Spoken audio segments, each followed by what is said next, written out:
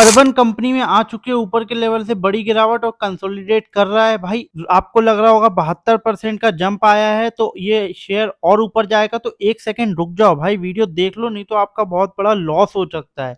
पहले मैं आपको दिखाऊंगा कंपनी के फाइनेंशियल में क्या गड़बड़ चल रही है, उसके बाद फिर मैं आपको दिखाऊंगा चार्ट में कि हमें क्या करना चाहिए। तो यहाँ पे पहले प्लस पॉइंट देख लो, जैसे कि लिखा है कंपनी है ऑलमोस्ट डेट फ्री, मतलब कंपनी के ऊपर कोई कर्जा नहीं है, ये बात तो सही है। लेकिन जो दूसरा पॉइंट लिखा है company has delivered good profit growth 27% CAGR on last 5 year, इसमें भाई थोड़ा सा उलटफेर है। वो क्या है आगे समझना वीडियो को भाई। अगर इसके माइनस पॉइंट की बात करें तो promoters holding has decrease over last quarter 39.5%। Second point है company has a low return equity 3.85 over last 3 year.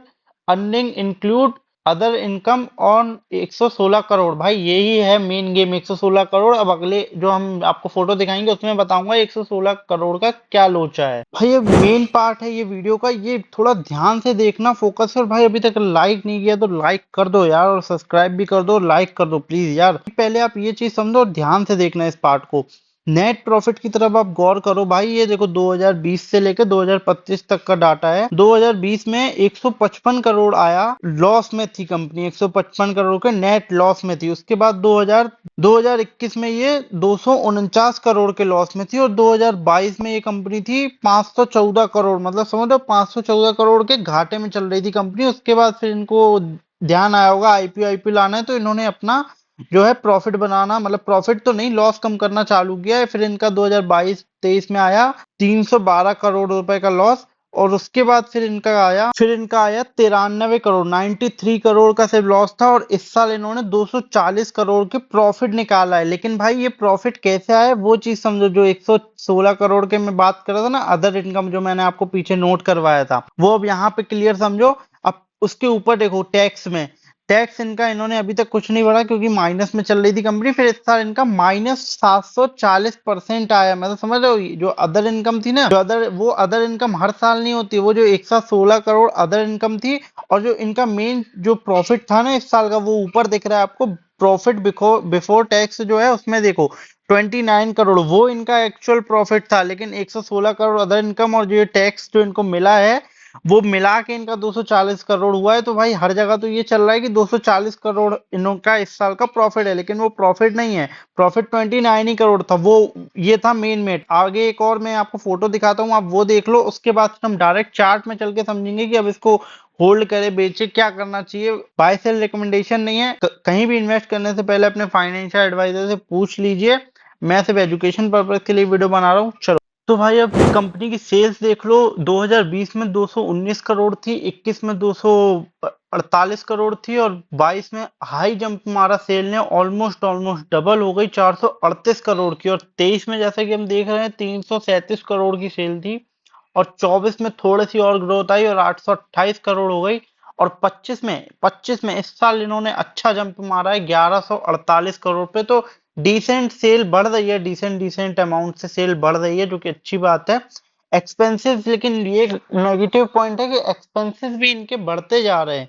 जैसे 391 करोड़ था 20 में, फिर 21 में आया 503 करोड़ हो गया, फिर 22 में तो भाई 987 करोड़ का कंपनी ने सिर्फ कर्जा कर्जा ले लिया। फिर उसके बाद 1000 करोड़ के पास आ गया 2023 में, और फिर हमारा 2024 में 974 करोड़ था, जो कि एक अच्छी बात है कि ज्यादा बढ़ा नहीं कर्जा। भाई 2025 आते आते इस साल 1144 करोड़ का कंपनी का। और भाई अगर इस बार के उसकी बात करें तो वो इस बार भी हाई हो गया है। जो इनके ऊपर एक्सपेंसेस हैं कंपनी के, कर्जा नहीं, जो एक्सपेंसेस हैं वो 1184 करोड़ के हो चुके हैं एक्सपेंसेस। ऑपरेटिंग प्रॉफिट में आपको भी बताऊंगा नहीं। तो गाइस अब हम आ चुके हैं अर्बन कंपनी के चार्ट पे। तो हम चार्ट पे समझेंगे भाई। उससे समझने से पहले भाई प्लीज यार वीडियो में जाके लाइक कर दो। और आपने ये शेयर लिया है तो क्या रेट पे लिया है, और लेने का सोच रहे हो या नहीं, या लोगे या नहीं, कुछ भी है जो कमेंट कर दो यार। और किसी टॉपिक पे वीडियो चाहिए तो कमेंट कर दो, और सब्सक्राइब भी कर दो चैनल को।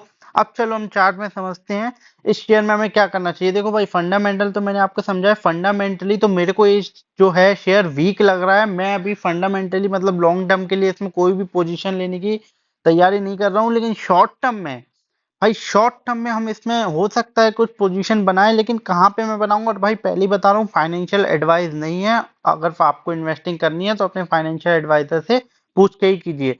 अब भाई सीधा चलता हूँ, देखो भाई कोई भी आईपीओ आता है ना, तो उसमें देखो एक जो होते हैं ना बड़े बड़े खिलाड़ी, आईपीओ आता है तो उसमें वो खिलाड़ी जो बड़े बड़े रहते हैं वो खिलाड़ी निकलते हैं।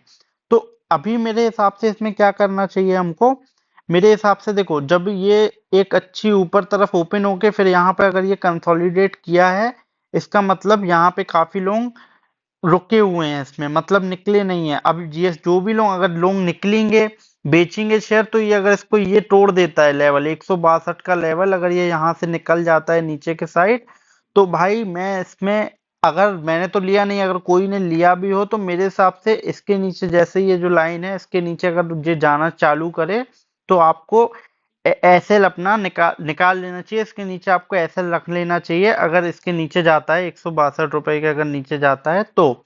अब भाई क्या इसमें हम कभी एंट्री कब लें, भाई मैं अपना बता देता हूँ, कोई फाइनेंशियल एडवाइस नहीं है, मैं अपना आपको बता देता हूँ।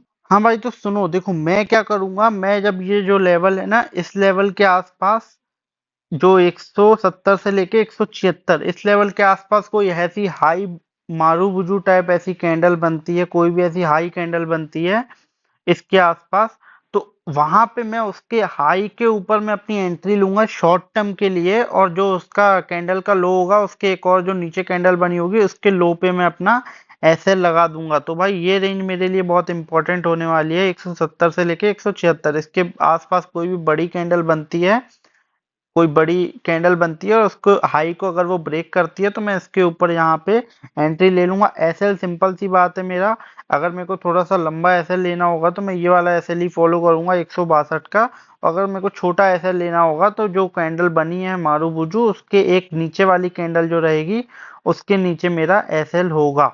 ये मेरा भाई वैसे अभी के लिए इसमें पॉइंट ऑफ व्यू है, हो सकता है आगे मेरा पॉइंट ऑफ व्यू बदले। अभी के लिए मैं लॉन्ग टर्म के लिए इस कंपनी को कंसीडर नहीं कर रहा हूँ, हो सकता है शॉर्ट टर्म में मैंने आपको बता दिया इसके ऊपर हो सकता है मैं लूँ। आपको अगर वीडियो पसंद आई हो तो भाई वीडियो को लाइक कर देना, और भाई सब्सक्राइब कर देना चैनल को, और कमेंट में भर दो भाई जो भी आपको लगता है पॉइंट ऑफ व्यू वगैरह वगैरह।